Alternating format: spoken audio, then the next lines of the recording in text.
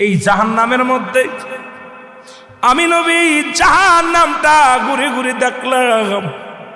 ওই জাহান্নামের মধ্যে অধিকাংশ নারীগুলো দেখি জাহান্নামের মধ্যে দাও দাও করে জ্বলে। আমার বাবারা দিলের কান্ডা লাগা শোনো, নবীজি বলছে আমি প্রথম জাহান্নামে গেলাম, যা দেখি জাহান্নামের আগুনে দাও দাও করে জ্বলে নারী, অধিকাংশ নারীগুলো। আল্লাহর নবী বলা পান আম্মা জান খাদিজাতুল কুবরা বলে, আল্লাহর নবী গো কিসের কারণে জাহান্নামে এত নারী দেখলেন? অধিকাংশ নারী, আল্লাহু আকবার, অধিকাংশ নারীরা জাহান্নামী। আমার নবী বললেন ওই সমস্ত নারীরা স্বামীর লানতকারী। আমার বাবারা আজকে আলোচনাটা শুনবেন, সমাজ জাতি বাঁচানোর জন্য অনেক আলোচনার দরকার। আমার বাজানেরা যে বিষয় দাবি করেছেন, সব দিক যেতে হলে আমার দরকার 4 থেকে 5টা ঘন্টা আলোচনা করা লাগবে। কিন্তু বাবা অল্প সময়ের মধ্যে আমি আপনাদেরকে নিয়ে বেশি বুঝাইতে পারবো না। নবী বলছে আমি দেখলাম অধিকাংশ নারী জাতি তারা জাহান্নামী, স্বামীর লানতকারী জাহান্নামী মহিলা। আম্মা জানাই খাদিজাতুল কুবরা বলে, নবী গো লানত কাকে বলে? লানত কাকে বলে? এ বাবার এই একটা যদি আজকে আমরা মিরাজের আলোচনা করি, এই মিরাজের আলোচনার মধ্যে শরিয়াত, তরিকত, হাকিকত, মারিফত সব বিষয়ে বিস্তারিত আলোচনা আছে। জান্নাত, জাহান্নাম, দুনিয়ার জিন্দেগি বন্দেগি সব কিছুর ভিতরে আপনি খুঁজে পাবেন। কারণ নবীজি দেখে দেখে আসছে যাগুলো, সশরীরে নবীজি যা দেখেছে এটাই তো বর্ণনা করেছেন দুনিয়ার সাহাবীদের কাছে, আম্মাজানদের কাছে, আমাদের কাছে এই লিখিতভাবে রেখে গেছেন নবীজি। আমার নবীজি রেখে গেছে, সেইগুলোই তো আমাদের জানতে হবে, বুঝতে হবে মুসলমান। আল্লাহর নবী বললেন লানত কাকে? নবীজি বললেন, আম্মাজান খাদিজা বলেন হুজুর লানত কাকে বলে? লানত কাকে বলে? আম্মাজান বলার সঙ্গে সঙ্গে নবী বলেন লানত হলো ওই সমস্ত মহিলা যারা স্বামীকে অভিশাপ দেয়। স্বামীকে অভিশাপ দেয়। হয়তো আপনাদের এই শাকির মোহাম্মদপুরের বাজারের মানুষেরা হয়তো স্বামীকে গালিগালাজ করে না। আল্লাহর কসম করে বলি, যে সমস্ত নারীরা স্বামীকে অভিশাপ দেয়, ও মরে গেলেই বাঁচতাম, ওরে ছেড়ে দিলি বাঁচতাম, ওর পালে এসে শান্তি হলো না, আমার কপালে সুখ হলো না, বড়া পড়া মরে না কেন, বড়া পড়ার সংসারে এসে সুখ হলো না, এই হারামজাদার সংসারে এসে সুখ হলো না।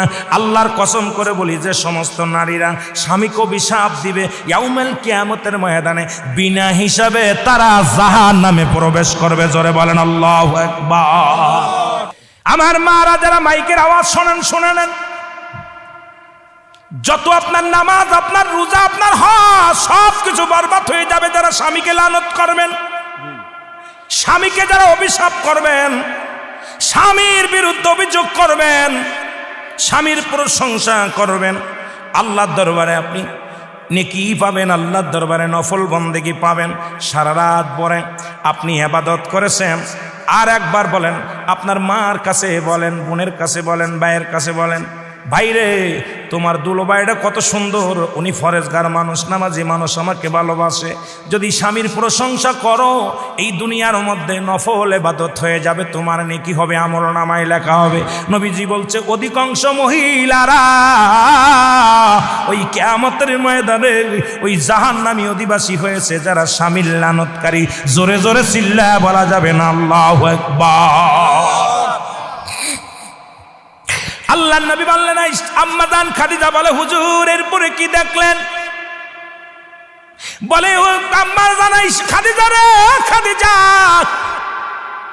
আমি এরপরে জাহান্নামে গেলাম, একদল মেয়েদের দেখি, একদল নারীদের দেখি, আগুনের কাক তাদের মাথার উপরে ঠোকায় ঠোকায়, আগুনের কাক তাদের মাথার উপরে ঠোকায় ঠোকায় মস্তিষ্কগুলো খায়। এক একটা ঠোক মারে, মস্তিষ্কগুলো গলে গলে পড়ে যায়, এক একটা ঠোকা মারে, মস্তিষ্কগুলো গলে গলে পড়ে যায়। আমার নবী বললেন, বলার পর খাদিজা বলে হুজুর হালাতটা কি? বলছে এই সমস্ত মেয়েরা যাদের চুলগুলো বেগানা পুরুষে দেখছে। এখন এই ওয়াজ যদি মিরাজের ওয়াজে গেলে শরীয়তের ওয়াজ, পর্দার ওয়াজ, হাকিকতের ওয়াজ, নামাজের ওয়াজ, নামাজও মিরাজ থেকে আসা পর হলো, পর্দার বিধানও কঠিন হলো নামাজ বাজার মিরাজ থেকে আসা পর। এখন এই মিরাজের মধ্যে ঢুকলেই তো আলোচনা বাইর হয়ে যায়, আর এই ওয়াজ করলেই তো সকালবেলা আমার হাতে হ্যান্ডকাপ পড়বে। জোরে বলেন ঠিক কি না? আমি মা বোনদের বলি, মা গো তোমার মাথার উপরে উন্নাগুলো রাখো, এই চুলের মর্যাদা দাও, চুলের দাম বেড়ে যাবে, তোমার দাম বেড়ে যাবে। আমার মারে আমার আম্মা জান ডাকতে বলে নবী গো, তারপরে কি ডাকলেন? বলে হুজুর তারপরে কি ডাকলেন? নবীজি বলে খাদিজা রে, এরপরে একটা জাহান্নামের মধ্যে দেখলাম গায়ের মধ্যে আগুনের সাপগুলো মুড়ায় আছে, আগুনের সাপগুলো মুড়াইয়া দেহ খায়। এ মুসলমান, এমন কি গায়ের মধ্যে আগুন ধরানো? আম্মাজান বলে হুজুর কিসের কারণে একটু জানতে পারিনি। নবী বলে খাদিজা রে, এই সমস্ত মেয়েরা পাতলা কাপড় পরিধান করত, জর্জেট কাপড় পরিধান করত, তাদের পেট পিঠ দেখা যেত, বেগানা পুরুষ তাদের দিকে দৃষ্টি লক্ষণ করত, তাদের চেয়ে চেয়ে দেখত। যারা এই দুনিয়ার মধ্যে জর্জেট কাপড় পরবে, মুসলমান শুনে নেন, যে মেয়েরা পাতলা কাপড় পরিধান করবে, আল্লাহর কসম করে বলি ইয়াউমাল কিয়ামতের ময়দানে সমস্ত গায়ের মধ্যে তাদের আগুন দিয়া পুরানো